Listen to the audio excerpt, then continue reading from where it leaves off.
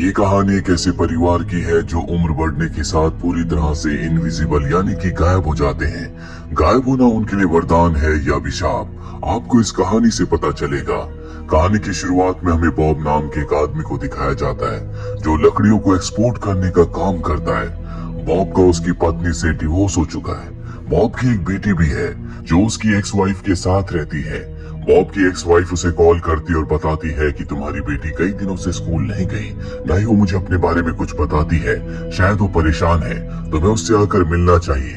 पर बॉब कहता है कि मुझे काम है, इस वक्त मैं नहीं आ सकता। वैसे भी हमारी बेटी अब बड़ी हो रही है, उसे अपने प्रॉब्लम से खुद डील करना सीखना होगा।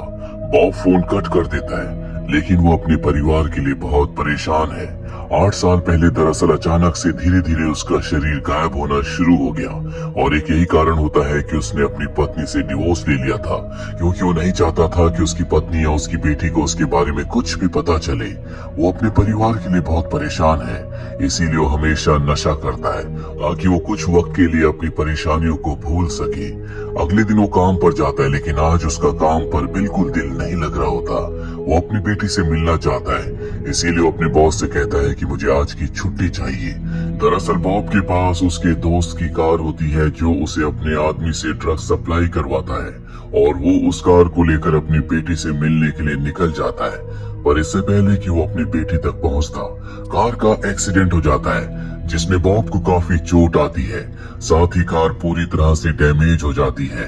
इसीलिए बॉब सबसे पहले अपने दोस्त ड्रग डीलर जिसकी कार है उसके एक आदमी को कॉल करता और उससे मदद मांगता है, लेकिन वो उसकी मदद करने से मना कर देता है। और अब बॉब एक कैफे के वॉशरूम में जाता है जहां पर वो अपने घावों को साफ करता है। यहाँ पर हम बॉब के शरीर को देखते हैं जो धीरे धीरे अब गायब हो रहा है। उसके शरीर का एक हिस्सा गायब हो चुका है। बॉब किसी तरह से अपने घावों को साफ करके बाहर कैफे में आता है और तभी वहां पर वो ड्रग डीलर आ जाता है जिसकी वो कार थी। वो बॉब से कहता है कि तुमने मेरी कार को पूरी तरह से डैमेज कर दिया है, मुझे इसके पैसे चाहिए। लेकिन बॉब के पास पैसे नहीं होते। वो कहता है ठीक है, अगर तुम पैसे नहीं दे सकते तो तुम्हें मेरे कस्टमर्स तक कुछ मेरा सामान डिलीवर करना होगा। बॉब को अच्छी तरह से पता है कि ये कोई लीगल सामान नहीं है बल्कि इलीगल चीजें हैं, क्योंकि उसका दोस्त हमेशा गलत काम करता है। बॉब के पास कोई रास्ता नहीं होता, इसीलिए वो अपने दोस्त ड्रग डीलर की बात मान जाता है। अगले दिन वो डीलर उसे अपना ट्रक देता और कहता है कि तुम्हें इसे लेकर मेरे एक क्लाइंट के पास जाना होगा। इसमें एक बेयर की बॉडी है जिसके अंदर नशीले पदार्थ हैं। उसकी बात उसे माननी पड़ती है, लेकिन बॉब सबसे पहले अपनी बेटी से मिलने जाता है, लेकिन उसकी बेटी आज घर पर नहीं होती। उसकी पत्नी उसे देखकर खुश हो जाती है। हालांकि 8 साल पहले दोनों अलग हो चुके हैं, लेकिन बॉब ने कभी अपनी पत्नी से किसी तरह का गलत व्यवहार नहीं किया। उसे पता है कि बॉब एक अच्छा इंसान है। वो बॉब से कहती है कि तुम घर के अंदर आ जाओ। बॉब मना करता है, वो कहता है कि मैं ट्रक में ही सो जाऊंगा, पर उसकी पत्नी के इंसिस्ट करने पर वो घर के अंदर आ जाता है। अगली सुबह जब वो घर के बाहर जाता है तो वहाँ पर उसकी एक पुरानी हॉकी स्टिक होती है। दरअसल कई साल पहले बॉब एक बहुत अच्छा हॉकी प्लेयर था, उसका पूरे शहर में नाम था। वो हॉकी स्टिक उठाकर पुराने दिनों की तरह हॉकी खेलना शुरू कर देता है। तभी वहाँ पर उसकी बेटी आ जाती है जो अपने पिता बॉब को देखकर खुश तो है, लेकिन वो उससे बहुत नाराज है क्योंकि 8 साल के बाद आज पहली बार वो उनसे मिलने के लिए आया है। वो कहती है कि तुम इतने सालों बाद आज यहाँ पर क्यों आए, और ये कहकर वो वहाँ से चली जाती है। इसके बाद बॉब ड्रग डीलर के सामान को लेकर एक बूढ़े आदमी के पास जाता है जिसे उसे सामान को डिलीवर करना है। ये बूढ़ा आदमी जब बॉब को देखता है तो पहचान जाता है, क्योंकि कभी ये भी हॉकी प्लेयर हुआ करता था। वो बॉब से कहता है कि तुम जिस आदमी के लिए काम कर रहे हो वो बहुत ही खतरनाक है, तुम्हें उसके लिए काम नहीं करना चाहिए। लेकिन बॉब इस वक्त मजबूर है। वो बूढ़ा हॉकी प्लेयर समझ जाता है कि बॉब को कोई प्रॉब्लम है। वो उसे एक दवाई का पैकेट देता और कहता है कि ये चाइनीज दवाई है, इससे तुम्हें मदद मिलेगी। बॉब उस पैकेट को लेकर वापस अपनी एक्स वाइफ के घर आ जाता है, जहाँ पर उसकी बेटी अपने ग्रैंडफादर के बारे में पूछती है। वो कहती है कि उनकी मृत्यु कैसे हुई। बॉब उसे ज्यादा कुछ नहीं बताता और अब उसकी बेटी घर से निकल जाती है और एक चाइनीज स्टोर में जाती है जहाँ पर वो अपनी स्किन के लिए कुछ दवाई मांगती है। वहाँ पर एक चाइनीज लेडी होती है। वो कहती है कि अंदर कुछ डॉक्टर बैठे हैं, तुम्हें उनसे मिलना चाहिए, पर बॉब की बेटी साफ साफ मना कर देती है। अब वो अपने दोस्तों से मिलने जाती है और ये सब के सब फैसला करते हैं कि ये पास ही के एक मेंटल हॉस्पिटल में जाएंगे जो कई सालों से बंद है। साथ ही हॉस्पिटल के बारे में कई सारी कहानियां हैं कि यहाँ पर भूत प्रेत हैं। ये सब के सब हॉस्पिटल के अंदर पहुंच जाते हैं, जहां पहुंचने के बाद बॉब की बेटी अपने दोस्तों को बताती है कि कई साल पहले मेरे ग्रैंडफादर भी इसी हॉस्पिटल में एडमिट थे और तभी ये देखते हैं कि इनके सामने सफेद चादर के अंदर कोई इंसान की आकृति है। लेकिन जब ये उसके पास जाते हैं तो वहां पर कोई नहीं होता, बस सफेद चादर होती है। ये देखकर बॉब की बेटी ईवा की एक दोस्त डर जाती है। वो उसका हाथ पकड़ती है और गलती से उसका हाथ का कपड़ा नीचे हो जाता है। वो देखती है कि ईवा का हाथ बीच से गायब है, जो देखकर वो बहुत जोर से चिल्लाती है। वहीं हमें घर पर दिखाया जाता है जहां पर बॉब और उसकी एक्स वाइफ अपने पास्ट को याद कर रहे होते हैं। अगली सुबह ये देखते हैं कि इनकी बेटी रात को घर वापस नहीं आई थी।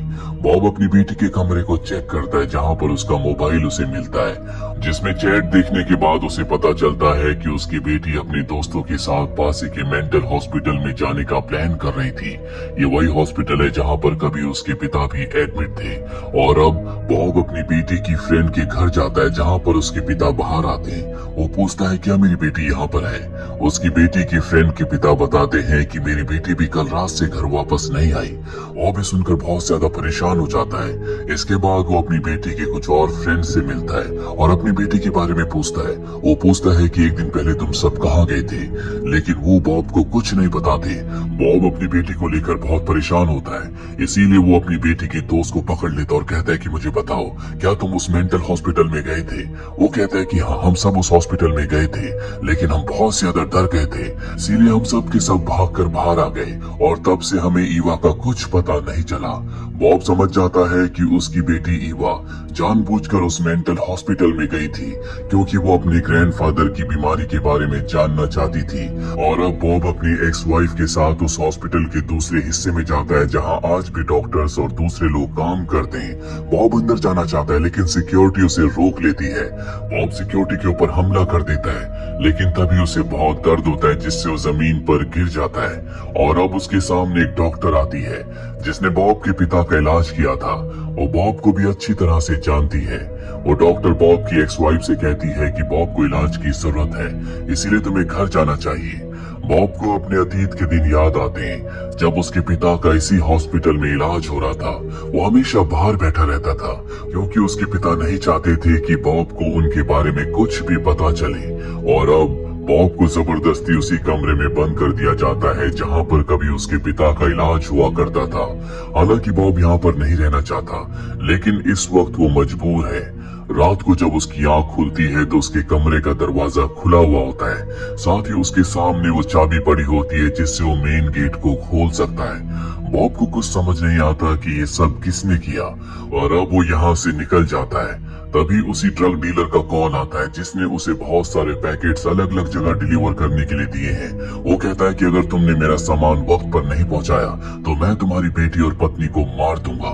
बॉब अपनी बेटी को लेकर बहुत परेशान है। वो अपनी एक्स वाइफ के घर जाता है लेकिन अब तक उसकी बेटी वापस नहीं आई, इसीलिए एक बार फिर से वो अपनी बेटी की फ्रेंड के घर जाता है जो कि अब घर वापस आ चुकी है। वो बॉब को बताती है कि मुझे नहीं पता कि इस वक्त तुम्हारी बेटी यानी कि मेरी दोस्त ईवा कहाँ पर है। मेरे पास उसका बैग है और मैंने उसका हाथ भी देख लिया था जो आधा बीच में से गायब हो रहा है। बॉब को समझ में आ जाता है कि जो बीमारी उसे है वही उसकी बेटी को भी है। और अब वो अपनी बेटी के बैग को खोल कर देता है जो कि उसकी बेटी की दोस्त ने उसे दिया है। उसके अंदर उसी तरह की चाइनीज जड़ी बूटियों का पैकेट होता है जो उसे ओल्ड हॉकी प्लेयर ने दिया था, जिसे उसने सबसे पहले नशीले पदार्थों को डिलीवर किया था। इसीलिए बॉब उसे मिलने के लिए जाता है और पूछता है कि मेरी बेटी कहाँ पर है। वो ओल्ड हॉकी प्लेयर कहता है कि मैं गलत काम जरूर करता हूँ, लेकिन कभी मैं किसी के परिवार को नुकसान नहीं पहुंचा सकता क्योंकि मेरा खुद का भी परिवार है। जिसके बाद वो बॉब को उस चाइनीज स्टोर के बारे में बताता है जहाँ से उसने जड़ी बूटियां ली थी। बॉब उस स्टोर में चला जाता है जहाँ पर वही लेडी होती है जिससे उसकी बेटी मिली थी। वो अपनी बेटी का पोस्टर उसे दिखाता और कहता है क्या तुमने इस लड़की को कहीं देखा है।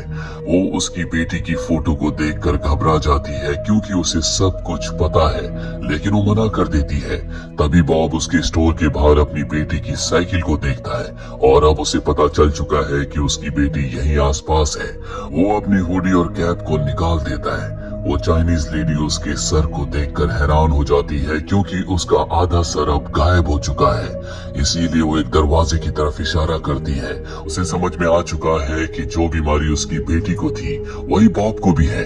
और अब बॉब अंदर जाता है जहाँ पर कुछ डॉक्टर्स उसकी बेटी के ऊपर एक्सपेरिमेंट कर रहे होते हैं। दरअसल वो उसकी उस जगह की स्किन को निकाल रहे होते हैं जो गायब है, जिसके बाद उसे एक पिंजरे के अंदर बंद कर दिया जाता है। और अब बॉब यहाँ पर पहुंच चुका है। वो कहता है कि मेरी बेटी को रिहा कर दो, लेकिन उसकी बेटी को वो छोड़ना नहीं चाहते, इसीलिए बॉब उनके ऊपर हमला कर देता है। और अब वो अपनी बेटी के पास जाता है। वो अपने पिता बॉब को देखकर हैरान हो जाती है, बहुत ज्यादा डर जाती है, लेकिन बॉब उसे शांत करता है, जिसके बाद ये दोनों के दोनों यहाँ से निकलकर अपने घर वापस आ जाते हैं। बॉब की हालत बहुत ज्यादा खराब हो चुकी है। उसकी एक्स वाइफ देखती है कि बॉब का शरीर अब बहुत जल्दी गायब हो रहा है। दरअसल उसे पहले से पता था, इसीलिए डिवोर्स होने के बाद भी इनके रिश्ते अच्छे थे, क्योंकि वो जानती थी कि अपनी बीमारी की वजह से बॉब उनसे दूर गया है। बॉब बेहोश हो जाता है। अगली सुबह जब उसे होश आता है तो वो अपनी बेटी ईवा से मिलता है और उसे बताता है कि ये बीमारी हमारे खून में है, ये मेरे पिता को थी, इसके बाद मुझे हुई और मैंने तुम्हें भी दे दी। दरअसल वो इस बात से बहुत ज्यादा गिल्ट फील कर रहा होता है। वो कहता है कि बहुत जल्दी मैं पूरी तरह से गायब हो जाऊंगा, इससे पहले कि दुनिया को मेरे बारे में पता चले मुझे यहाँ से जाना होगा। वो यहाँ से जाना चाहता है, लेकिन वो बहुत कमजोर है। और अब उसकी बेटी फैसला करती है कि वो भी अपने पिता के साथ जाएगी, क्योंकि आम लोगों के बीच में उसकी कोई जगह नहीं है। उसकी मॉम भी मान जाती है और अब वो अपने पिता के साथ निकल जाती है। उसके पिता बॉब उसे बताते हैं कि 8 साल पहले जब मैं गायब होना शुरू हुआ तो मैं हमेशा के लिए तुम्हें छोड़कर चला गया, क्योंकि मैं अपनी बीमारी की वजह से तुम्हें परेशान नहीं करना चाहता था। और बॉब एक जगह गाड़ी रुकवाता है। दरअसल यहाँ पर उसे एक पैकेट को अपने दोस्त ड्रग डीलर के आदमी को देना है, जो कि पैकेट वो उसके दोस्त को दे देगा। लेकिन यहाँ पर बॉब की स्किन जो कि चेहरे की है वो अब गायब हो रही है, और उसकी बेटी फाउंडेशन से उसकी स्किन को मैनेज कर देती है। जिसके बाद बॉब अपने दोस्त ड्रग डीलर के आदमी के पास जाता है और उसे पैकेट देते हुए कहता है कि ये तुम मेरे दोस्त को दे देना।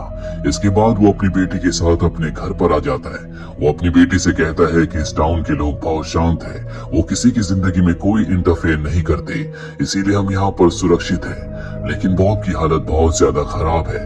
धीरे धीरे उसका शरीर पूरी तरह से गायब हो रहा है। उसे बहुत दर्द भी हो रहा होता है, इसीलिए उसकी बेटी के पास जो चाइनीज जड़ी बूटियां होती है उसका लिक्विड बनाकर वो बॉब को देती है, जिससे उसे आराम मिलता है। दूसरी तरफ हम ड्रग डीलर को देखते हैं, जिसके पास उसका आदमी आता है और उसे वो पैकेट देता है जो बॉब ने उसे दिया था। लेकिन जब वो पैकेट को खोलता है तो उसके अंदर पैसे नहीं बल्कि कीलें होती है, जो देखकर उसे बहुत गुस्सा आता है। वो बॉब के घर जाता है, लेकिन इस वक्त बॉब घर पर नहीं होता। उसकी बेटी वहाँ पर होती है, लेकिन उसे नहीं पता कि ये बॉब की बेटी है। वो उस ड्रग डीलर से कहती है कि बॉब ने मुझे ये घर बेच दिया, लेकिन जल्दी वो घर के सामान को देखकर समझ जाता है कि ये बॉब की बेटी है।